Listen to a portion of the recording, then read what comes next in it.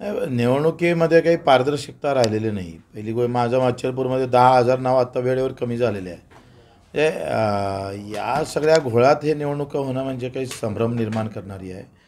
मला असं वाटतं का हा घटनेने दिलेला मूलभूत अधिकार आहे. मतमाराचा जसा अधिकार आहे, तसं माझं मत मला भेटलं का नाही भेटलं हा पण त्या मतदाराचा अधिकार आहे. आणि निवडणूक आयोग ते मत दाखवू शकत नाही.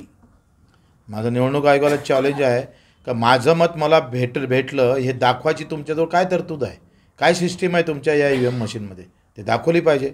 आणि म्हणून आमची मागणी काय आहे, काँग्रेस आघाडीची मागणी जरी बॅलेटची असेल तरी मी EVMच म्हणणार आहे. EVM मशीन असू द्या, पण जो VVPAT येतो ना, तो जो काही दिसतं आम्हाला, तो आम्हाला नावागिवासीत आमच्या हाती आला पाहिजे, आमची सही घेतली पाहिजे आणि VVPAT क्रमांकासहित आम्ही तो मतपेटीत टाकला पाहिजे.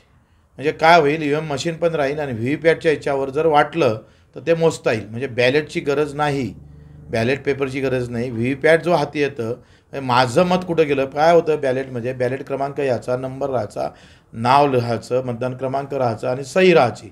ती आता सिस्टीम संपवली. म्हणजे तुमचं मत हवेत आहे. तुमचं मत तुम्हाला भेटलं का नाही भेटलं ही सिस्टीमच कोलॅप्स करून टाकली आणि इथंच BJP जिंकलेली आहे. हे कटकारस्थान आहे. हे एक कटकारस्थान आहे. दुसरं, शहरातल्या निवडणुका पहिले घ्यायच्या, अर्धे अधिक शहरं हिंदू मुस्लिमच्या नावावर निवडून येणार, त्याच्यात पुन्हा BJPचा फायदा होईल आणि त्याचा परिणाम ग्रामीण भागावर होईल आणि तिथून पुन्हा एक विजयाचा वातावरण महाराष्ट्रात निर्माण कसं करता येईल, तर त्याचा एक व्यवस्थित मला वाटतं इथे गेम BJPनं व्यवस्थित केलेला दिसतं.